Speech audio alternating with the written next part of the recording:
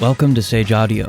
Today we're covering how to mix with automation. But first, if you have a mix that you need mastered, send it to us to receive a free mastered sample of it with the link in the description. Why use automation? Automation is a great tool for both practical and creative purposes. It's a perfect addition at the very end of your mixing session once the mix is roughly 90% done. Volume automation is most common, but plugin function automation is how you turn good mixes into great ones. If you do choose to use volume automation when mixing, note that you'll be editing the channel strip, meaning all other processing will have already been applied to the signal. Let's listen to some EQ automation on a mix bus just to get acquainted with it. And now I'm ready to start, 'cause you make me fly. Oh. Saturation automation on the mix bus. One of my personal favorite ways to use automation is on a mix bus or master, where I'll use various levels of saturation to differentiate different passages or parts of the song. For example, if I want the chorus to sound a little fuller, I'll increase the amount of saturation. You can also automate the type of saturation from even to odd harmonics to help differentiate parts and give each section a unique identity.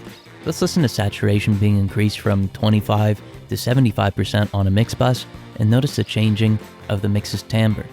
And now I'm ready to start, 'cause you make me fly. Oh.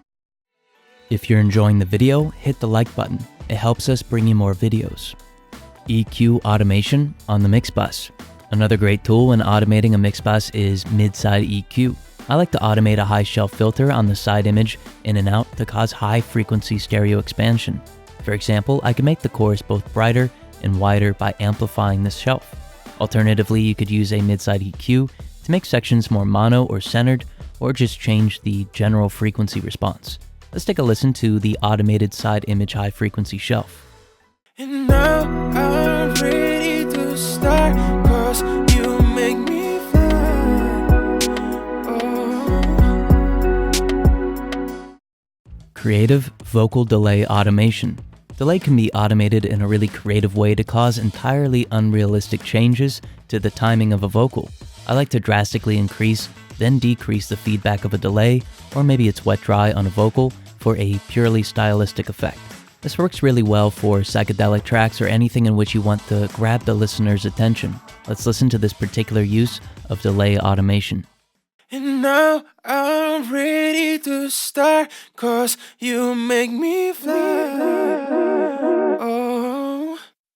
Only a small percentage of people that watch our videos are subscribed, so if you're enjoying the video, consider subscribing. It's free and you can always change your mind. Creative vocal reverb automation. Reverb is one of the biggest factors in giving a vocal a distinct identity or separating it from the rest of the song. With that in mind, we can use automation to change the timing or intensity of a reverb plugin during an important part of the song. You can also use this technique on other instruments to create a dramatic effect or, again, grab the listener's attention. Let's take a listen to it. And now I'm ready to start, 'cause you make me fly. Oh. Advanced automation curve types. Automation is typically performed in a linear way, meaning the change made to whatever parameter is being affected is done so in a constant manner. But if we hold Shift and Fn when using Logic Pro X, we can affect the shape of the automation. This is great for volume automation at the end of the song, but it also helps to gradually or drastically introduce plugin parameter automation. Let's compare a linear automation of a plugin's function with a non-linear one.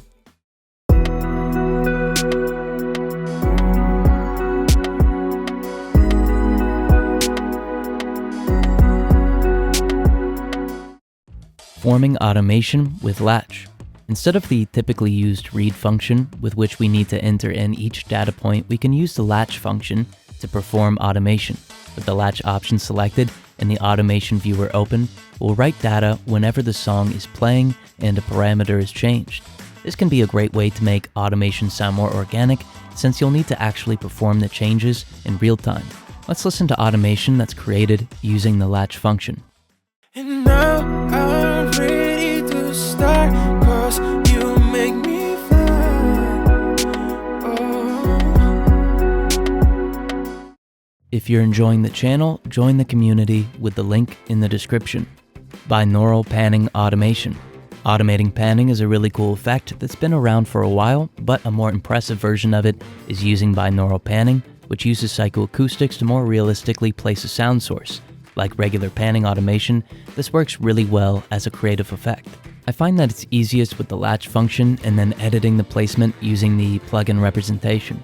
Let's take a listen to a sound source being altered in a mix and think if you could use something similar in one of your mixes. And now I'm ready to start, 'cause you make me fly. Oh. Clip gain versus volume automation. Clip gain and automation should be used for different purposes due to how they're routed. For example, I've seen a lot of engineers use volume automation on vocals to balance things. However, this happens at the very end of the signal chain, meaning volume inconsistencies are still being fed into the processing. So, for that purpose, I'd really recommend using clip gain to balance the volume since it affects the level prior to all processing. Subsequently, the applied processing will be a lot more uniform. Let's listen to clip gain being used to balance the dynamics of a vocal. And now I'm ready to start, 'cause you make me fly. Oh. Dave Pensado's automation trick. I once saw Dave Pensado explain this trick, so I thought I'd explain it here while we're on the topic. In short, you can use volume automation on the mix bus and vary the level by about 0.3 dB in either direction. The idea being, you increase the dynamic range. With that said, this might not always be the case since you might be decreasing the volume at a point that originally made it more dynamic. Instead, I like to use the latch function and very subtly affect the output's volume fader. I find this gives me a chance to respond and alter the dynamics in a way that I see fit. Let's take a listen to it and see if we increase the dynamic range. And now I'm ready to start, 'cause you make me fly. Oh. Classic low-pass automation. Last up, let's cover an easy but really popular trick, often used by DJs during live sets. In short, all it is a low pass that gradually reduces in frequency, in turn attenuating the detail and high end of the signal until only the lowest frequencies remain. Then the filter is usually swept back up to reintroduce the high frequencies. Let's take a listen to what this sounds like being automated. And now I'm ready to start, 'cause you make me.